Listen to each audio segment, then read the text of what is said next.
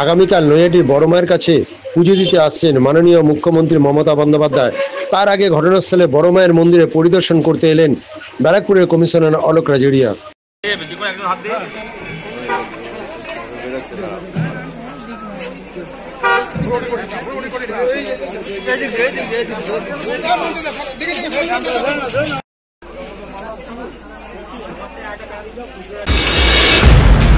মুখ্যমন্ত্রী আসছেন, আমাদের যতদূর সম্ভব 2:30 থেকে 3টের মধ্যে আসবেন এবং তিনি কোনো রাজনৈতিক কর্মসূচি নিয়ে আসছেন না।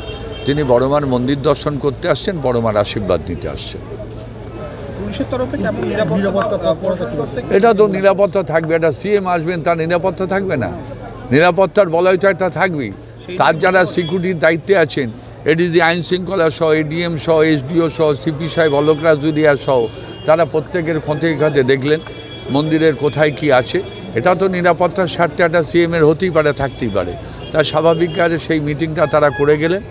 এখন নৈহাটি পৌরসভার নৈহাটির যারা বারাকপুর সাব ডিভিশনে পুলিশ আছে তাদের নিয়েও বসবে, তাদের নিয়ে একটা আলোচনা হবে এবং তিনি কোন পথ দিয়ে আসবেন, পথটা নিরাপত্তা বলে মোড়া থাকবে, এটাও তো স্বাভাবিক।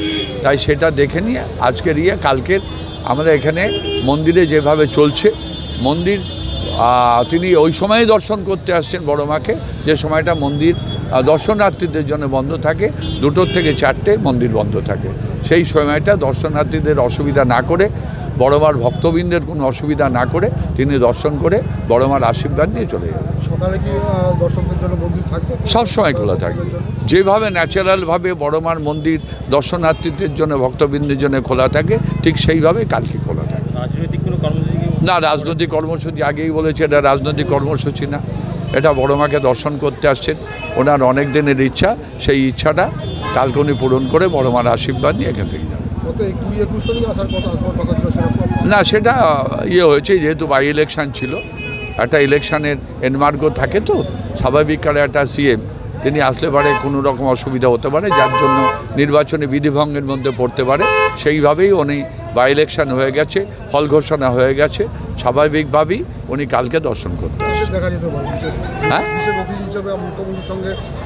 অনেকে আসতে পারে। বিধায়ক থাকবেন সনদে, আমাদের যা নবনির্বাচিত বিধায়ক তিনি থাকবেন, আমাদের সংসদ পার্থভৌমিক থাকবেন, তার সঙ্গে নৈহাটি মানে বারাকপুর সাব ডিভিশনের যারা বিধায়ক আছেন, সুবোধ অধিকারী থেকে শুরু করে, সোমনাথ শ্যাম থেকে শুরু করে, মঞ্জু বোস থেকে শুরু করে, বারাকপুর পৌরসভার চেয়ারম্যান থেকে শুরু করে, টিটাগড় পৌরসভার চেয়ারম্যান, আমাদের বীজপুর পৌরসভার, কাঁচরাপাড়া পৌরসভার চেয়ারম্যান, হালিশহর পৌরসভার চেয়ারম্যান, আমাদের গারুলিয়া পৌরসভার চেয়ারম্যান, ভাটপাড়া পৌরসভার চেয়ারম্যান, সবাই থাকবে।